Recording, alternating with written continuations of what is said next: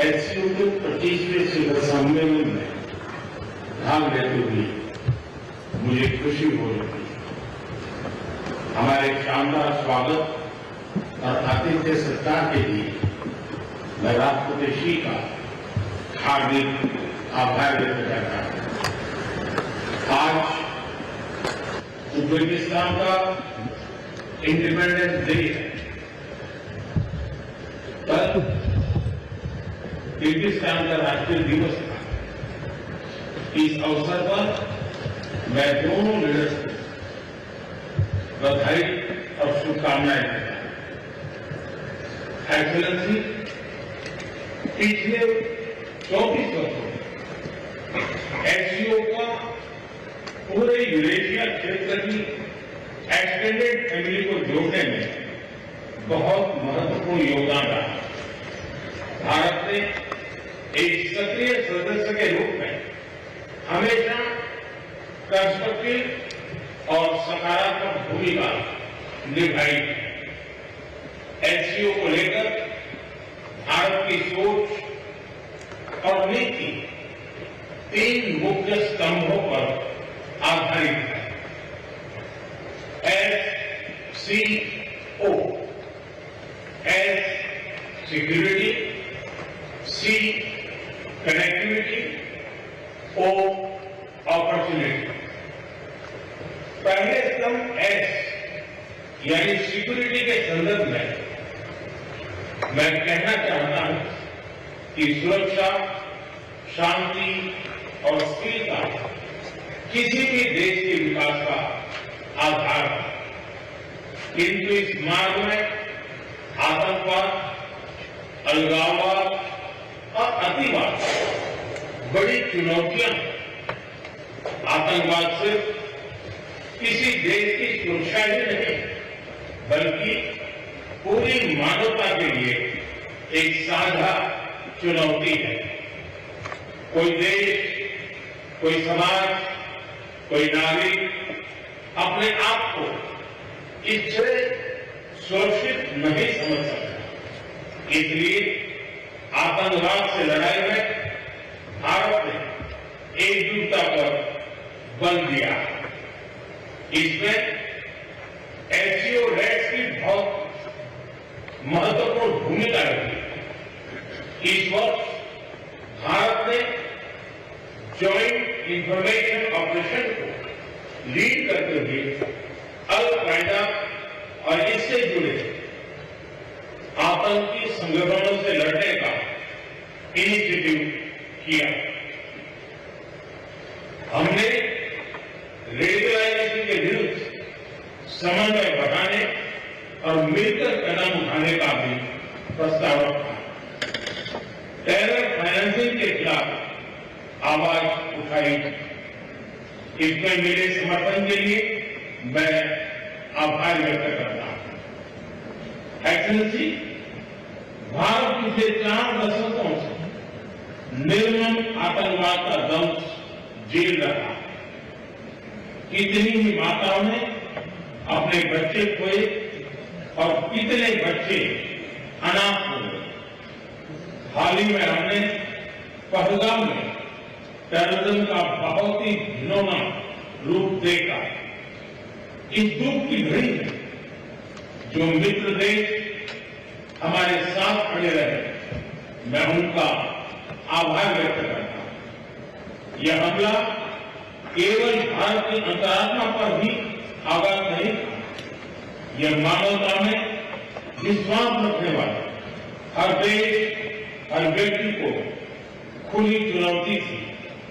ऐसे में प्रश्न उठना स्वाभाविक है, क्या कुछ देशों द्वारा आतंकवाद का खुलेआम समर्थन हमें स्वीकार्य हो सकता है?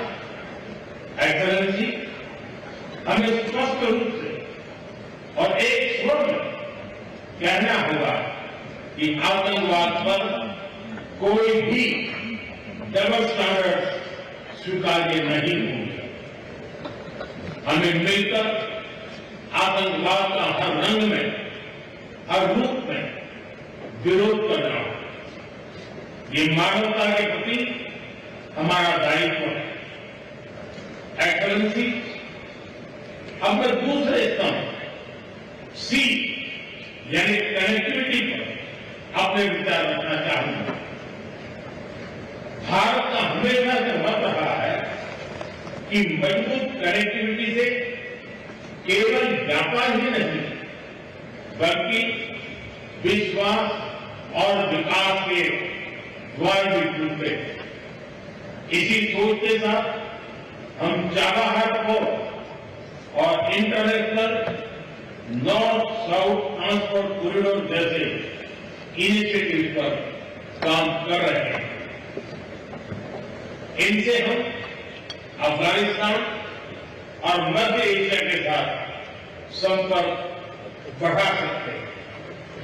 हमारा मानना है कि कनेक्टिविटी के हर प्रयास में संप्रभुता और क्षेत्रीय अखंडता का सम्मान होना चाहिए। यही एससीओ चार्टर के मूल सिद्धांतों में भी विदित है। Connectivity that bypasses sovereignty, losing trust and meaning. Excellency, तीसरा स्तंभ है ओ यानी opportunity. Opportunity for cooperation and reform. 2023 में भारत की अध्यक्षता के दौरान नई ऊर्जा और विचारों का संचार हुआ। स्टार्टअप और innovation, traditional medicine, youth empowerment, digital inclusion और शेयर्ड बुद्धिस्ट हेरिटेज जैसे नए विषयों को अपने सहयोग में जोड़ा। हमारा प्रयास था कि एससीओ को सरकारों के परे भी ले जाए। सामान्य मानवी, यंग साइंटिस्ट, स्कॉलर्स और स्टार्टअप को भी आपस में जोड़े। हमारे पीपल टू पीपल टाइम को दृढ़ता देने के लिए मैं आज एक और सुझाव रखना चाहूंगा। एससीओ के अंतर्गत एक सिविलाइजेशन डायलॉग फोरम बनाया जाए। इससे हम अपनी प्राचीन सभ्यताओं, कला, साहित्य और परंपराओं को वैश्विक मंच पर साझा कर सकते हैं। एक्सेलेंसी, आज भारत रिफॉर्म, परफॉर्म, ट्रांसफॉर्म के मूल मंत्र पर आगे बढ़ रहा है।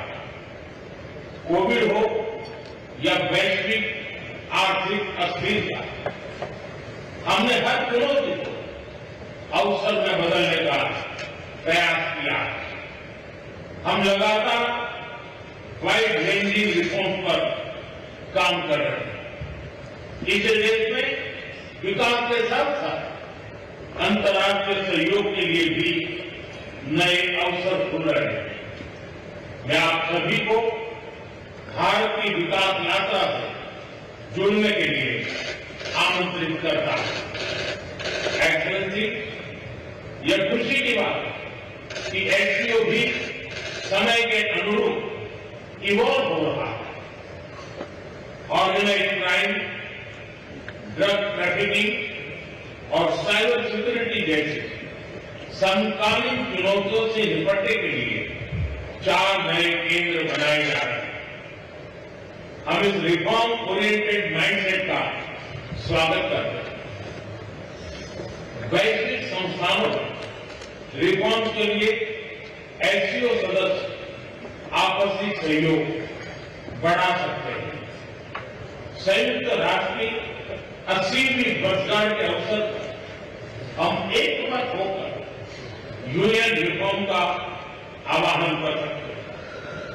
ग्लोबल साउथ की आकांक्षाओं को आउटडेटेड फ्रेमवर्क में कैद रखना भावी पीढ़ियों के प्रति घोर अन्याय है।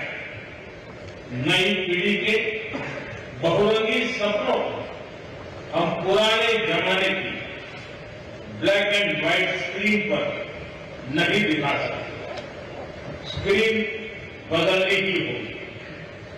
एचसीओ मल्टीलेटरलिज्म और इंक्लूसिव वर्ल्ड ऑर्डर का मार्गदर्शक बन सकता है। मुझे खुशी है कि इस महत्वपूर्ण विषय पर आज एक स्टेटमेंट जारी किया जा रहा है। एक्सेलेंसी, हम सभी पार्टनर्स के साथ समन्वय और सहयोग के साथ आगे बढ़ रहे हैं। मैं एचसीओ के अगले अध्यक्ष किर्गिस्तान के राष्ट्रपति और मेरे मित्र प्रेसिडेंट जपारोव को शुभकामनाएं देता हूं। बहुत बहुत धन्यवाद। देश दुनिया की ताजा खबरें और वीडियोस के लिए अभी डाउनलोड करें पत्रिका ऐप।